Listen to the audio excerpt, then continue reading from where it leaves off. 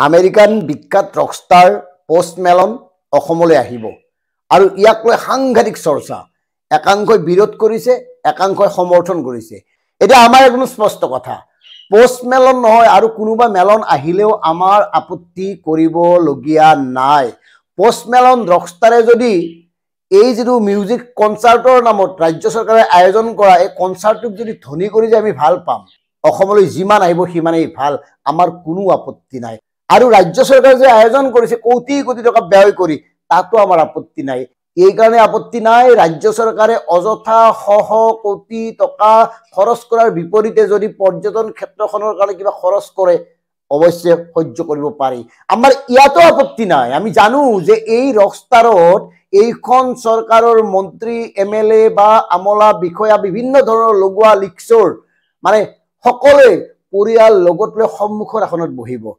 হয়তো কিছুমানে পোষ্ট মেলনৰ মানে গীতৰ গটো বুজি নাপালেও আনে দেখা গৈ এনেই বাবাকে চিঞৰিব বঢ়িয়া হৈছে এনেই হাত চাপৰি বজাই থাকিব তাতো আমাৰ আপত্তি নাই যি মন যেনেকে কৰক কাৰণ এতিয়া তেওঁলোকৰে দিন কিন্তু আমাৰ প্ৰশ্ন এইখিনি সময়ত উচিত আছিল নে আমাৰ প্ৰশ্ন যিখিনি সময়ত আমাৰ জাতীয় জীৱনৰ অমূল্য এটা সম্পদ যিখিনি সময়ত জাতিক জগাই তোলা এটা কণ্ঠ যিখিনি সময়ত আমাৰ হিয়াৰ আমতো হাৰ্টথ্ৰব জুবিন গাৰ্গৰ হত্যাকাণ্ডৰ চাৰ্জশ্বিট দাখিল কৰিব পৰা নাই সেই সময়ত এনেকৈ এগৰাকী বিশ্ববিখ্যাত ৰকষ্টাৰক অসমলৈ মাতি আনি উদযাপন কৰাৰ সময় নে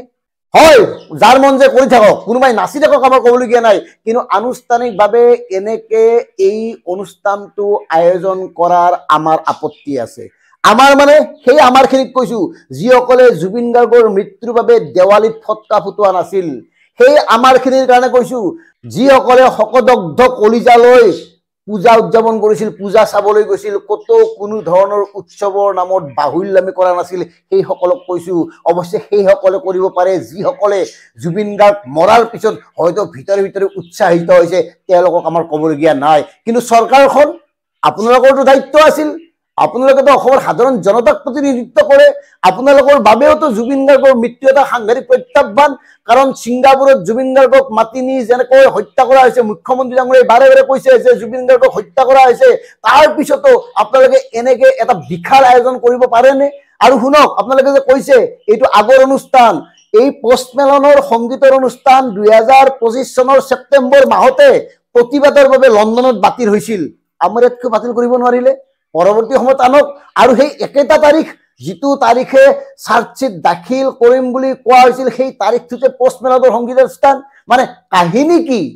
কৰিব খুজিছে পোষ্ট মেলনটো বাদ দিয়ক 14 তাৰিখে আহিছে সোনু নিগম কি উৎসৱ পাতিছে আপোনালোকে এই উৎসৱবোৰ কিয় যিখিনি সময়ত আমাৰ খাৰাত্ৰক জুবিন গাৰ্গক হেৰুৱাই সমগ্ৰ অসমবাসী মৃয়মান হৈ আছে এতিয়াও সহ্য কৰিব পৰা নাই এতিয়াও বিশ্বাস কৰিব পৰা নাই যে জুবিন গাৰ্গ নোৱা হল সেইখিনি সময়ত জুবিন গাৰ্গৰ এটা সমাধান নোৱাকে কেনেকে ইমান বিশাল অনুষ্ঠান আপোনালোকে আয়োজন কৰিব পাৰে এই মানসিকতা নে আপোনালোকৰ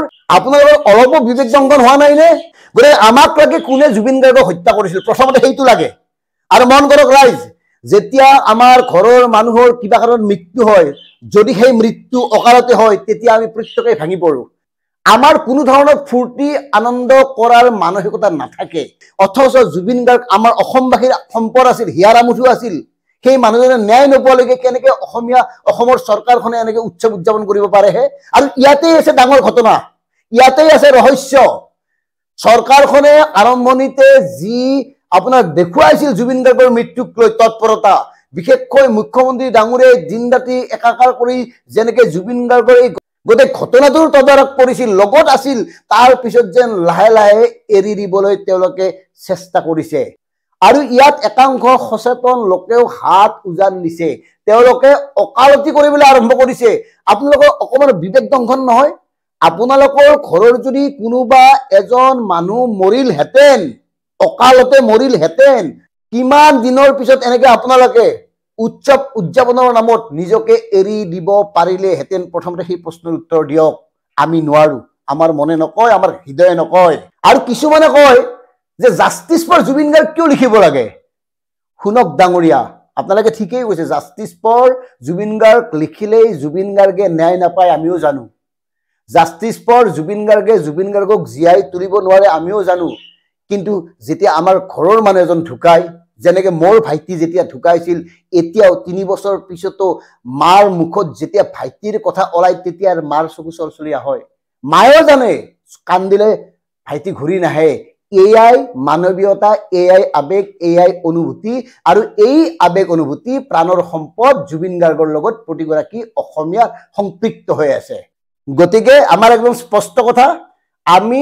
এই অনুষ্ঠানটো বেয়া পাইছো। পোষ্টমেলনক হাজাৰবাৰ স্বাগতম জনাইছো, হাজাৰবাৰ শ্ৰদ্ধা জনাইছো তেনেকুৱা এগৰাকী বিখ্যাত ৰক ষ্টাৰক। কিন্তু এই মুহূৰ্তত তেনেকুৱা অনুষ্ঠান এটা আয়োজন কৰিব নালাগিছিলে এইখন চৰকাৰে। অন্তত তেনেকুৱা অনুষ্ঠান এটা উপভোগ কৰাৰ মানসিকতা কেনেকে গঢ়ি উঠিছে একাংশৰ, সেই কথাটো চিন্তনীয়। ধন্যবাদ। জয় অসম, জয় জুবিন গাৰ্গ।